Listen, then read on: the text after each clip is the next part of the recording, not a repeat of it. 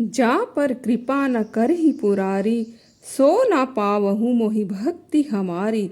जिस पर शंकर जी की कृपा नहीं हुई वो विशुद्ध हरि की प्रेम लक्षणा भक्ति को कभी प्राप्त नहीं कर सकता।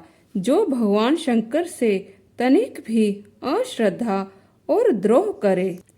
शिव द्रोही मम दास कहावा, सो नर मोहे सपनेऊ नहीं भावा। अर्थात उसे स्वप्न में भी कभी श्री हरि पसंद नहीं कर सकते, हरि कृपा नहीं कर सकते। जो भगवान शिव से द्रोह करता है। आप सभी प्रेमी भक्तों को हमारी तरफ से जय श्री राधे। भक्तों, आज हम एक और नई चमत्कारिक घटना के साथ हाजिर हुए हैं, जिसमें कि भगवान शिव कैसे एक भगत को गुरु बनकर दीक्षा दे देते हैं। तो चलिए शुरू करते हैं। घटना लगभग 2000 ईस्वी की है। उन दिनों में सदैव गुरु की खोज में व्याकुल था और एक देहधारी गृहस्थ सिद्ध संत से मन ही मन दीक्षा लेने की कामना चल रही थी।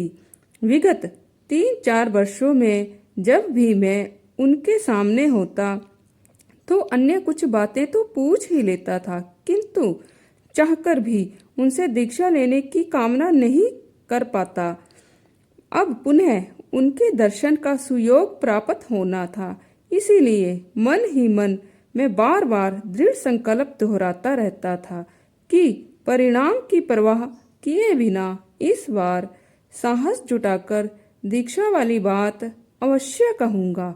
उन दिनों मैं रात्रि में बिस्तर पर बैठकर एक माला महामृत्युंजय मंत्र जप कर सो जाता था।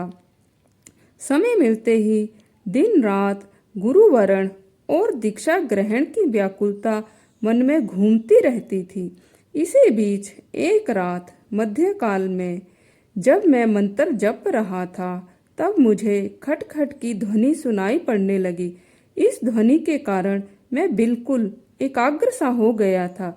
फिर मैंने देखा कमरे के सामने एक लंबे गलियारे के तल पर बैसाखियों के सहारे चलते हुए एक वृद्ध साधु मेरी तरफ बढ़े चले आ रहे हैं।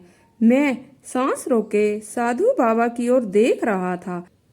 बिस्तर से 4-5 हाथ दूर आकर वे खड़े हो मुझे तेज नेत्रों से देखने लगे। यद्यपि मुझे दिखाई नहीं दिया, किंतु पता नहीं किस प्रेरणावश मैंने उनको प्रणाम करते हुए कहा कि प्रभु, भले ही आप रूप बदल कर आए हों, लेकिन आपके माथे पर विराजमान चंद्रमा को देखकर तो कोई भी पहचान लेगा कि आप भगवान शिव हैं। मेरी बात का कोई उत्तर ना देते हुए भाव विहीन मुखमंडल बनाए उन्होंने अचानक अपने दाहिने तरफ की बैसाखी उठाई और उसे मेरे मस्तक की ओर तान दिया। बैसाखी का नुकीला हिस्सा मेरे ललाट अर्थात माथे से 1-8 फीट दूर था और मैं काष्ठवत कुछ समझ पाने में असहाय। अचानक मैंने अनुभव किया कि गर्दन के ऊपर से मेरा मस्तक गायब है और मैं सिर रहित हूँ। इस विचित्र स्थिति को समझने की चेष्टा के बीच कुछ देर में मेरा मस्तक पुनः अपने स्थान पर वापस जुड़ चुका था। फिर अचानक मेरी दाहिनी दिशा से हवा में ऊपर से उड़ता हुआ एक चरण आकर बिल्कुल सामने टिक गया, जो घुटने से नीचे तक का भाग था। चरण स्वयं कुछ ऊपर उठा और मैंने पैर के अंगूठे में माथा सटाकर प्रणाम किया।